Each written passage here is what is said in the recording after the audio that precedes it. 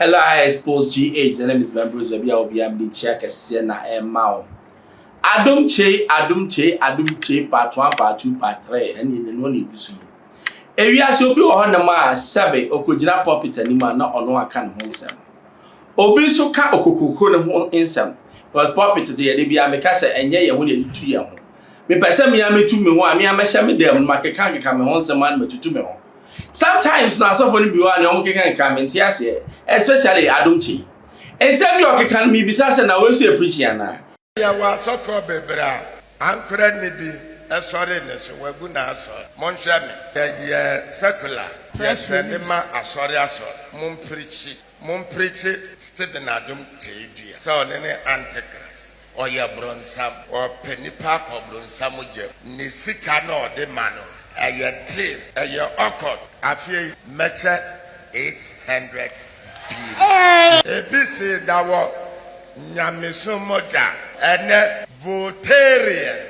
votarians Philadelphia choir and to nyomo wa Accra ye ka dom monse attacks monse social dom oravo menemodia no ye insuo and attack by say odio aduma ni wie say kwan na Ghana fo ato won ase ne so anipa no atuma se gina ne nan so da monse Mr.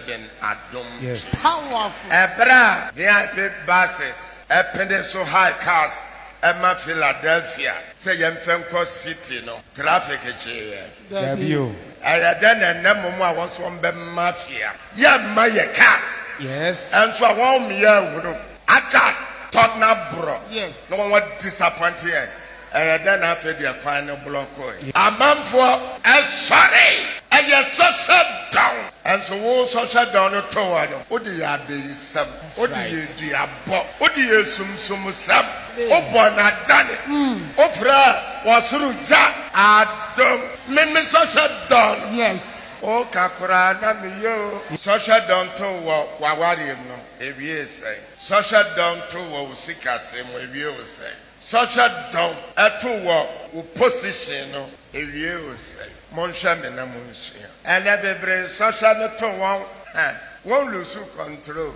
After Yamini pen, some way pay free na no mono. Utme will say yes. Monsha me na monsia. On only this one condition. Answer na nyankopon ebetene ne nsa wo bia so no on condition obuase to enko a Yesu moja bia enyo grace powder bia enyo enu ntisa mo de mani beto fam a me kyerɛkyerɛ ento boase ye ohoyi bra ho as twan ya burade na afi tu gidie so anam boase to ehope and no, there's any be a woodura or Yankopo. Job was a towant ne yere nomne, Nanyanko for a primo on Wakoma. 1 year was a Goliath, a year was a fire. A to me, you was a top. And a bebre, one was a tomo anemia, one was a tomo yaw, and my one grow violence, one buffu. After baby actually know what dominion me. Meme was a tobrim.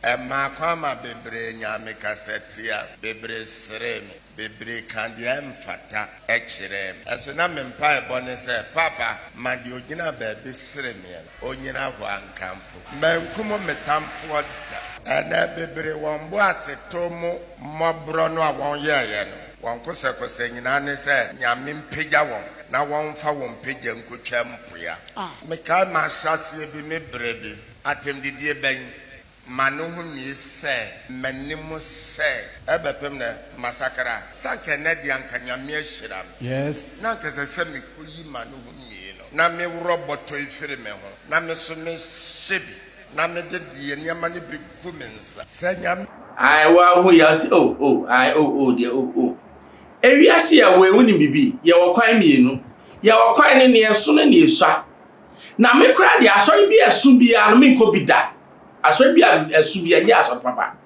me ka tropi asori bi esu a me ko obi anhu me se ma ba asori ma asori obi nim se ma asori me ba obi anim me yare obi anim na misika no chese sofo na wudi sika ne sa me nko bi po because oni enye sabi nipa na me kosom no me kosom Yakopon enti me prefer se menya edom kakra bi anyankopon ho dan menya edom kakra bibi foforo na wo ho what in America na say because baby a ye pra kwa heaven enye sebe matare bi a me to ye me fe na me si o me de kona mako siesie mu na ekofo hu say me so me guy.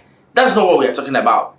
Papa Adom Kyei was habit of talking about himself too much. And the people too listening to talk. Why? Is it a personal interview that he's doing? Every time I pop it in my bed, so the Kenya mi asem.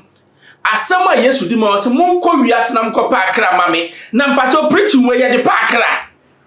Ye mfa pa akra. Preaching we as if says wo bo wo nsamrane, ye mfa pa akra.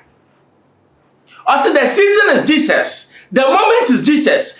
And because open I see I can't once because open no be wo Calvary. Sabi ye bona sabi am na ye Adom Kyei onka ho. Enti susu sa wutu ho no.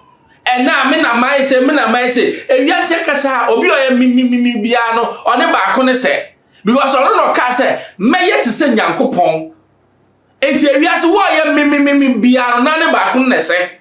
Enye Yehowa na ne se nyeti amani abre ne se ye wasofo bebre a enne uko maso dem no mo preach here. They don't preach, they talk about themselves, and I don't need that because only me be obi a me obi me pe obi oye haya say me a enye sabe nipa dasani a wosu bewu unya haya anse me hia obi a sabe mehwe na eye edi ba ko pe Yahoshua ono pe na metimi ahwe no enye sabe edin ya ne nam ewiase.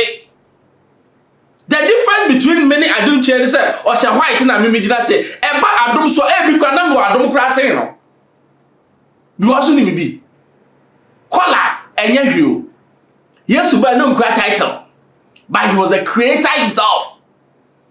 Yesu ba no na fam da ben ye hu say Yesu ka ono ho asem. And said no can say not or about the kingdom of God and nothing or buy into ye na chita for near so on yesuya dia. It should be about the kingdom of God. Na say wo kwa sorry kwa yenka nyame ho asem yenka sa himye bi ba. It's all about we are come ho asem and na so for akeka sa na no so ye childish. We need to learn. Udu wona sa u preach the word of God. Biemu sa we suffer biemu kunim biemu Bible na preach. I don't need you to talk about yourself. And that's what is happening. Udu asebe no mo kasa edum create me man da ho no ada no so in the name of stupidity in the church. And people are clapping. Master, let's be wise. Yehoshua or the consciousness of Yahuwah. Me say or the consciousness. It means say oba say yehu Yahuwah ye. Na yenim Yahuwah na sabe ye begina no ye keka ye ho nsam dia. Na ka bibiri. Na omo so omo ti ono mo bom nsam.